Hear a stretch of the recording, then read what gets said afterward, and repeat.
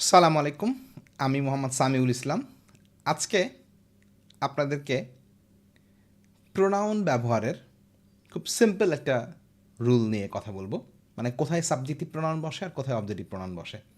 Thing is that ভার্বের subject হিসেবে সবসময় আমরা সাবজেক্টিভ প্রোনাউন ব্যবহার করি, আর অবজেক্ট হিসাবে ব্যবহার করি অবজেক্টিভ প্রোনাউন।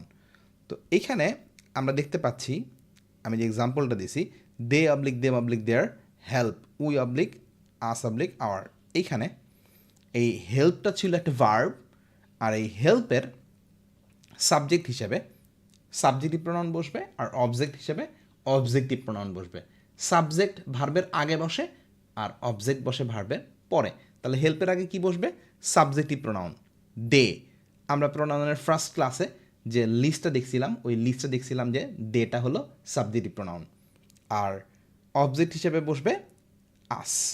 ওই লিস্টে আসটা কি ছিল? অবজেক্টিভ প্রোনাউন ছিল, তাই না? এরপরে আমি আরও দুটো এক্সাম্পল দিছি। এটা হলো একটু হালকা ট্রিকি এক্সাম্পল। এই ধরনের এক্সাম্পলও পরীক্ষায় আসে।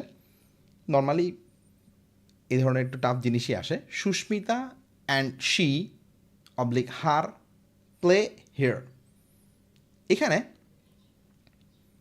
খেয়াল করে দেখেন, প্লে ছিল আমার ভার্বটা, তাহলে ভার্বের সাবজেক্ট হিসেবে কি আসবে?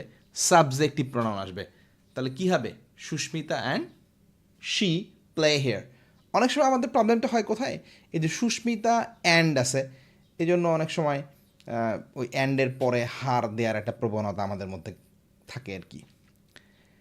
আবার পরটা দেখেন, every teacher loves Biplob Tamjid and he oblique him oblique হিস।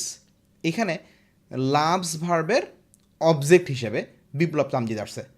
তাহলে একইভাবে অবজেক্ট হিসেবে কি আসবে? হিম আসবে। একইভাবে অবজেক্ট হিসেবে হিম আসবে, বিপ্লব তামজিদ অ্যান্ড হিম। তো এখানেও অনেক সময় ভুল হয় কেন? যে বিপ্লব তামজিদ মানুষের নাম, এরপর অনেক সময় হি মনে হয়। এই কারণে এই ধরনের রুল থেকে অনেক সময় প্রশ্ন আসে।